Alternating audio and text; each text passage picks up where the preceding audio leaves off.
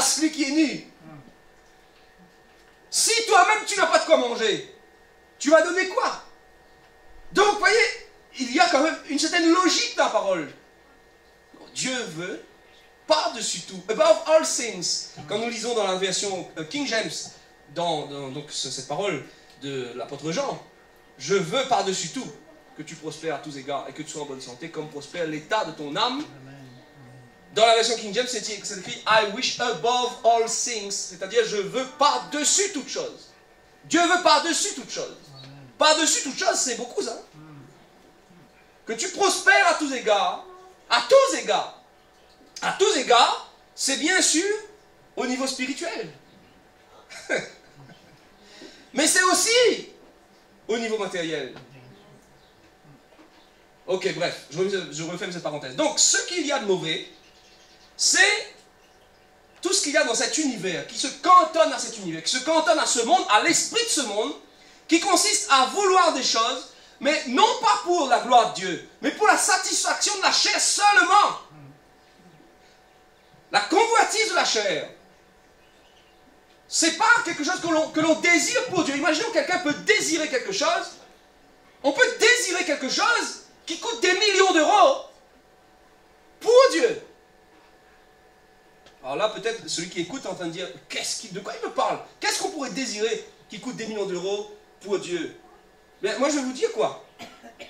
Je désire un terrain pour construire une église. Et je peux vous assurer que ça coûte des millions d'euros. Ça coûte des millions d'euros. Et c'est pour Dieu. C'est pour Dieu. Parce que si c'était pour moi-même, j'aurais voulu ce terrain avec une magnifique vue mer et des hectares de terrain arboré, un golf, et puis je refais une villa. Une villa, il te faut 3 jours pour faire le tour. Des champs. Et là, ça serait pour la satisfaction de ma propre chair. Mais si quelqu'un veut, ça coûte des millions. Et pourtant, on peut vouloir des choses qui coûtent des millions pour la gloire de Dieu. Bien sûr que oui. On peut vouloir des entreprises qui rapportent des millions. Quelqu'un peut dire, moi,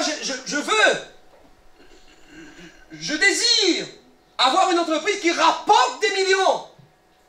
Pourquoi? Parce que j'aimerais que si Dieu me dise, à tel endroit là-bas, il y a une mission, on a besoin d'un chapiteau, on a besoin de l'argent pour payer l'avion, on a besoin de l'argent pour payer, je ne sais pas, le gouvernement. Je veux avoir la possibilité de dire, voilà l'argent. Alors après, il y a la question de combien de pourcents. Je vais vous répondre, la question est simple. Très simple. La réponse est ça dépend de combien tu perçois. Je veux dire, si tu as 1 euro pour vivre et que tu donnes 90%, il te reste donc 10 centimes. Sûr et certain, avec 10 centimes, tu ne vas pas pouvoir vivre. À la limite, avec 1 euro, il faudrait plutôt que tu demandes à quelqu'un de te donner de l'argent. Mais si tu as 1 million d'euros, tu comprends bien que tu appartiens à Dieu et que Dieu te bénit dans tes entreprises. Tu as 1 million d'euros et que tu donnes 90%, il te reste 100 000. Oui ou non? C'est bien ça, hein? Honnêtement, avec 100 000 euros, tu peux te payer des vêtements, un sandwich, une voiture, une maison, etc. Il n'y a vraiment pas de problème. Donc, la question du pourcentage dépend de combien tu perçois. Et de combien il va te rester. Et de quelle est ta capacité. Parce que Dieu a dit que chacun donne selon sa capacité. Selon sa capacité. Donc je dis la capacité. Et après, vous voyez, déjà dans l'Ancien Testament, on parlait de dîme, c'est-à-dire qu'il représentait 10%. Je précise bien, c'est dans l'Ancien Testament. Dans la Nouvelle Alliance, on ne parle plus de dîme. On parle de libéralité. Libéralité. Que chacun donne libéralement. C'est-à-dire qu'il ne soit pas gêné. C'est-à-dire, c'est pas parce qu'on a un petit panier, vous êtes obligé de mettre une petite pièce. Donnez avec libéralité. Maintenant, Jésus a dit à propos de la veuve qui avait mis 2 petites pièces dans le tronc, elle a donné plus que ceux qui avaient donné beaucoup d'argent. Pourquoi, dit-il, a-t-elle donné plus? Parce qu'elle a donné de son nécessaire. Les autres ont donné de leur superflu. Donc soyons un peu logiques. Dieu considère, Jésus n'est-il pas le reflet de la gloire de Dieu? N'a-t-il pas parlé de la part de Dieu? Il considère non pas la somme que tu mets, mais bien le pourcentage que tu mets. La personne ne dit plus amen. Amen. Amen. Alors, je dis, le pourcentage que tu mets dépend de combien tu as et combien tu as besoin pour vivre. Vous savez, certaines personnes, je ne prêche, vous avez entendu déjà jusqu'à présent, je ne sais pas si j'ai déjà prêché, vraiment prêché sur cette fameuse histoire de l'offrande. Mais il faut comprendre que quand nous appartenons à Dieu, on n'est plus attaché à toutes ces choses. Sérieusement, on a besoin d'argent pour vivre. Il nous faut. Je veux dire, même si je dirais personnellement, je n'ai pas besoin d'argent, même si je n'ai plus 1 euro sur mon compte, mais j'ai un problème. C'est que ma banque me fait des frais tous les mois. Des frais d'entretien de compte. Donc, je ne peux même pas dire, je vais rester à 0 euro. Le mois prochain, je serai négatif obligatoirement parce qu'il y a des frais. On est dans le monde. On boit de l'eau, on s'éclaire à l'électricité, donc il y a des factures, on doit payer un loyer, etc. On ne peut pas vivre sur cette terre sans argent. Mais par contre, on peut vivre sur cette terre sans être esclave de l'argent. Ça oui. On peut être milliardaire et libéral. Je ne parle pas ici de libéral dans le sens économique, dans le sens être un libéraliste. Je parle être libéral, être généreux. Et on peut aussi être très pauvre et très pingre.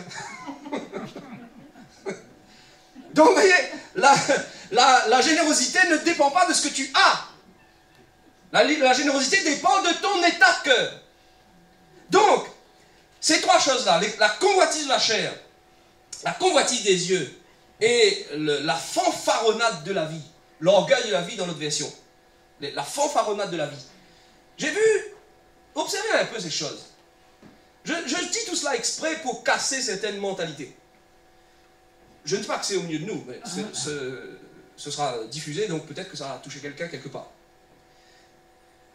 Quelqu'un peut être très pauvre et très orgueilleux. Très orgueilleux. Et figurez-vous qu'il existe même un orgueil de la misère. Hein? Oui. C'est-à-dire qu'il y a des gens qui sont capables de vous dire, comment dire, nous sommes malheureux, nous. Et en fin de compte, même si tu leur donnais la possibilité de ne plus être pauvre, c'est un esprit, la pauvreté. Et encore une fois, on pourrait parler d'adhérence. Si quelqu'un adhère à l'esprit de pauvreté, il va défendre cette cause-là. Terrible, hein? Et c'est vrai, et ça existe. Des gens qui n'ont rien et qui sont fiers de ne rien avoir. Alors bien sûr, je ne parle pas ici d'une certaine... vous savez, il y a une philosophie qui vous parle un petit peu de... Comment vous dire ça? De ne pas avoir trop de matériel, etc. Et on se porte mieux quand on a moins de choses. Bon. Si quelqu'un se sent bien dans cet état, mais vous voyez, il ne faudrait pas que, en disant je ne veux pas avoir de matériel, qu'à un moment donné, il se met à convoiter ça de son frère là. Parce que là, il pêche. Si tu veux ne pas avoir, alors il faut vraiment que tu sois heureux dans cette situation. Vous savez, il y a une certaine manière de voir la vie comme ça. Ok, minimaliste, merci pour celle qui a dit. Maintenant, comment vous dire? Dans ce verset-là que nous avons lu, n'aimez pas le monde ni ce qu'il y a dans le monde.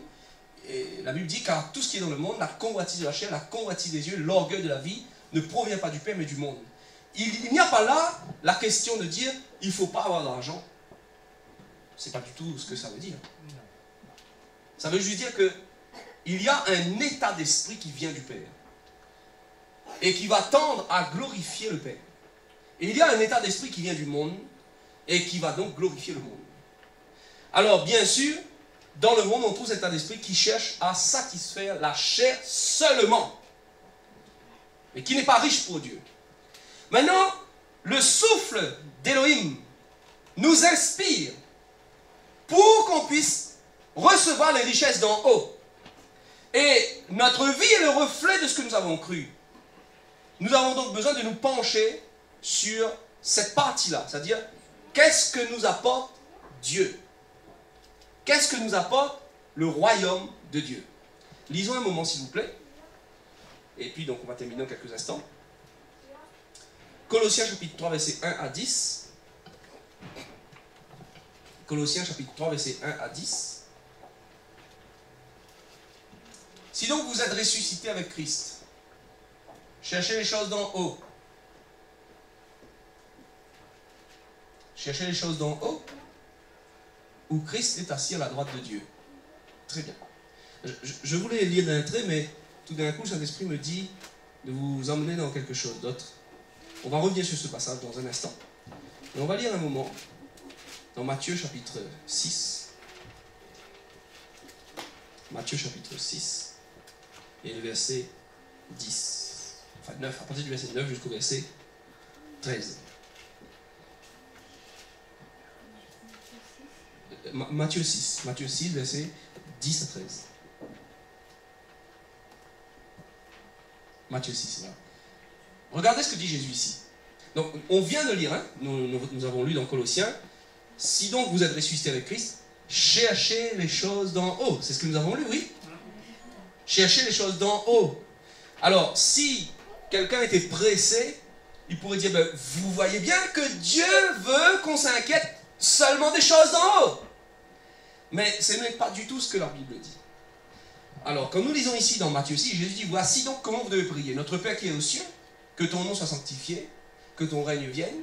Et il dit que ta volonté soit faite sur la terre comme au ciel. Autrement dit, la version